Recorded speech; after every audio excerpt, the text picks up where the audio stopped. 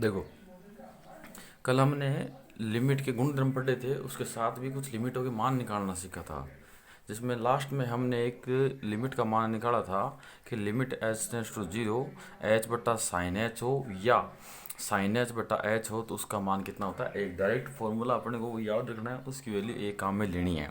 उसके लिए मैंने आपको एक ट्रिक भी बताया था कि आप अगर आपका जीरो बट्टा जीरो बन रहा हो या अनंत बट्टा अनंत बन रहा हो, मतलब अपरिभाषित स्थिति बन रही हो, ऊपर वाले का जिसके सापेक्ष लिमिट दी है ऊपर वाले का ऊपर अवकलन कर दो, नीचे वाले का नीचे अवकलन कर दो, उसके बाद में वैल्यू पुट कर दो, जो आपका मान आएगा वही क्या हो जाएगा, उस क्वेश्चन का आंसर हो जाएगा। लेकिन ये ट्रिक की क्वेश्चन है, ये ट्रिक है जो आपका अवकलन बनाने के बाद में काम में आता है। लेकिन अभी तो हमने अवकलन डिस्कस ही नहीं किया, मैंने केवल आपको यहाँ सीधा एक ट्रिक बता दिया। आगे जैसे आप अवकलन सीख जाओ उसके बाद में उसका यूज़ करके आप यहाँ सीधा मान निकाल सकते हो, कोई दिक्कत वाली बात नहीं है। इसी क्रम में देखो आगे चलते हैं। अब आपका क्वेश्चन नंबर 7 है।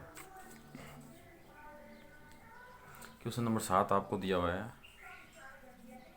Limit h tends to zero sine 3h बट्टा एच, इसका मान हमें क्या करना है, ज्ञात करना है। तो सबसे पहले हमने क्या किया, लेट y बराबर limit h tends to zero sine 3h बट्टा एच। सबसे पहला काम क्या अपना, सबसे पहला काम यही है कि हम सीधा जो लिमिट दे रखी है उसको अंदर रखते हैं, यानी एच टेंस टू जीरो, यानी एच की जगह जीरो रख के देखते हैं।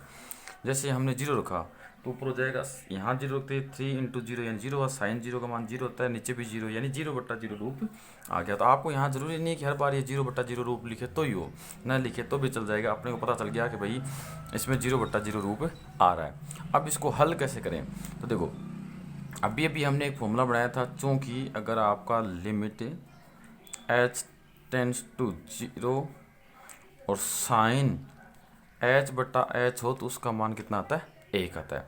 लेकिन यहाँ साइन एच बट्टा एच है, कोण में केवल एच है, जितना कोण में उतना ही नीचे है तब उसका मान एक होता है। लेकिन यहाँ क्या 3h है, नीचे एच है, जितना कोण यहाँ है उतना ही कोण यहाँ बनाओ। यहाँ बनाने के लिए हम क्या करते हैं, ऊपर नीचे 3 से गुणा कर देते हैं। तो y बराबर limit h tends to zero, तो ये हो गया आपका साइन 3h बट्टा, इसको भी 3h बना दिया, यानी 3 से नीचे गुणा किया तो 3 से ऊपर भी गुणा कर दो। अब इस पूरे का मान कितना हो जाएगा, एक हो जाएगा। तो आपका आ गया y बराबर 1 गुणा 3, यानी 3 आपका आंसर हो गया। आगे चलते हैं। अब देखो अगला क्वेश्चन है आपका क्वेश्चन क्रमांक 8 है। आपको दिया हुआ है limit h tends to zero h गुणा साइन 1 बट्टा एच, इसका मान निकालना पड़ेगा। तो हमने आंसर लगाया और लिख दिया लेट y बराबर limit h tends to zero h sine 1 बट्टा एच, ये दे दिया। सबसे पहला वही अपना स्टेप सीधा मान रख के देखते हैं। तो एच टेंस टू जीरो दे रखा है तो एच की जगह जीरो रखेंगे, जीरो रखते ही यहाँ तो हो गया आपका जीरो, तो यहाँ लिखता हूँ, यहाँ तो जीरो हो गया। फिर गुणा, जैसे ही मैं साइन के अंदर जीरो रखूँगा तो ये बन जाएगा साइन अनंत, और साइन अनंत का मान आप क्या करते हो जल्दीबाजी में, साइन अनंत का मान आप अनंत लिख दोगे। अब जीरो गुणा अनंत क्या हो जाएगा, अपरिभाषित हो जाएगा। लेकिन आपका इसका मान अनंत नहीं होता, मैंने कल बताया था साइन अनंत का मान -1 व 1 के मध्य परिमित मान होता है, मतलब वो मान आएगा, वो मान आएगा, उसको जीरो से गुणा करते सारा मान क्या आ जाएगा, जीरो आ जाएगा, और जीरो मान आपका परिभाषित होता है। तो हम सीधा ही अगर इसमें मान रखें तो अपने कोई दिक्कत वाली बात नहीं है, सीधा मान दो। तो फिर y बराबर रखते ये जीरो हो गया आपका, ये हो गया आपका साइन अनंत। तो y बराबर जीरो गुणा -1 व 1 के मध्य परिमित मान, ये लो। अब ये जीरो से गुणा हुआ तो y बराबर कितना आ गया आपका, जीरो आ गया। ये आपका क्या हो गया, आंसर हो गया। अगला क्वेश्चन देखो, क्वेश्चन नंबर 9। क्वेश्चन नंबर 9 भी आपका एज ए फॉर्मूला काम में लेंगे, सीधा बहुत जगह ऐसी स्थिति मिलेगी वहाँ सीधा ही अपने को क्या करना है, फॉर्मूले से इसको हल करना है। तो limit h tends to zero cos h -1 बट्टा एच, और limit h tends to zero 1 minus cos h बट्टा एच, इसका मान क्या होगा निकालना, दोनों का मान सेम ही आएगा। तो हम क्या करते हैं, एक का मान निकाल लेते हैं, तो इसका निकाल लेते हैं। तो आंसर, तो लेट y बराबर limit h tends to 0 cos h minus 1/h। अब इसको हल कैसे करें? देखो, जिस प्रकार से साइन h का x के पदों में प्रसार होता है, उसी प्रकार से कोस h का भी x के पदों में प्रसार होता है।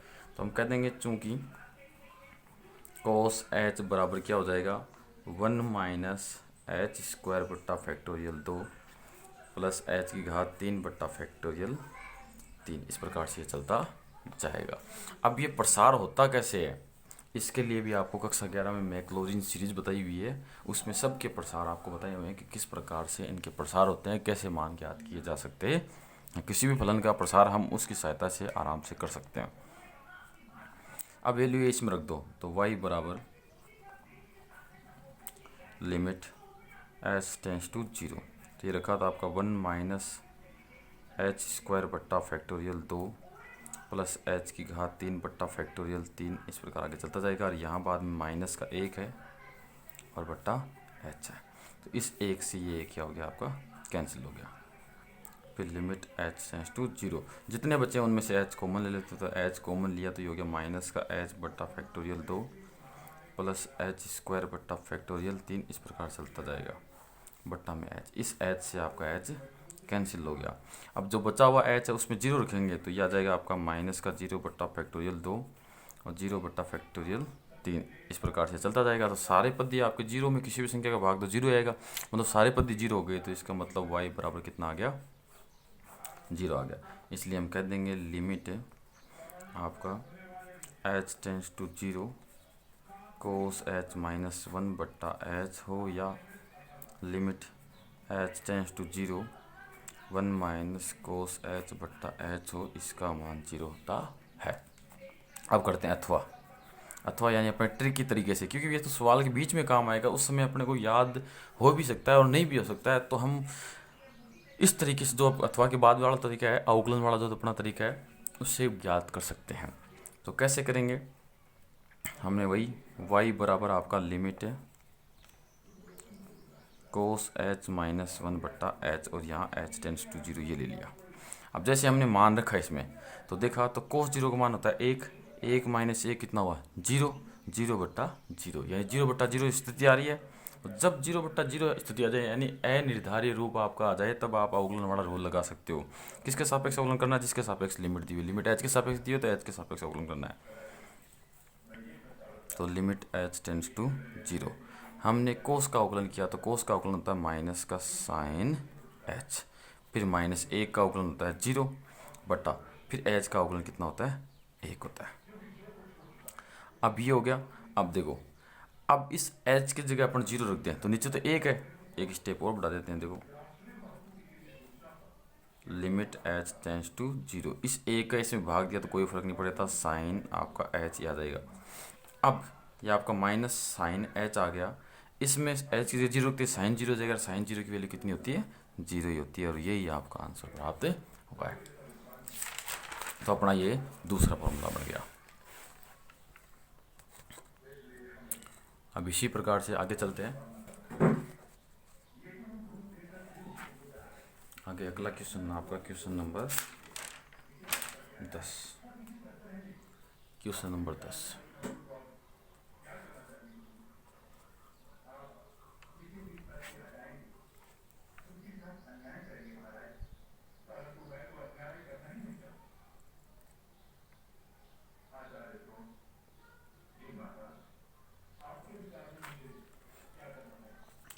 क्वेश्चन नंबर 10 हमें दिया हुआ है limit h tends to 0 e की घात h माइनस 1/h, ये भी आपका फॉर्मूला ही है।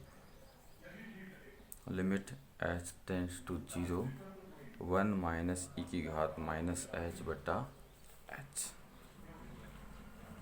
देखो, ये जो लिमिट है आपकी, वो आपका जो सततता है, अवकलनीयता है, चैप्टर है कक्षा 12 का चैप्टर नंबर 6, उसमें तो काम आएगी आएगी। उसके अलावा आपका चैप्टर नंबर 10 है जिसमें समाकलन है, उसमें 6 नंबर का क्वेश्चन आता है, वहाँ भी आपके ये रूल काम में, जो ये वाली लिमिट है वो काम में आ सकती है। तो इस पर विशेष ध्यान रखना। देखो इसका मान कैसे निकालेंगे, तो आंसर लेट y बराबर हमने मान लिया limit h tends to 0 e की घात h माइनस 1 बट्टा h। ये लो, अब हम h की जगह मान रखते हैं, हमेशा की तरह फर्स्ट स्टेप अपनी यही रहती है। तो h की जगह हमने 0 रखा, तो e की घात 0 का मान हुआ 1, 1 माइनस 1 कितना हो गया 0, और यहाँ भी h है और इस h का मान कितना होता है 0, यानी आपकी 0 बट्टा 0 स्थिति बन गई। अब 0 बट्टा 0 स्थिति बन गई, इसका मतलब अनिर्धारित रूप हो गया। तो अब हम क्या करें, तब हम क्या करते हैं, इस e की पावर h का h के पदों में प्रसार कर देते हैं।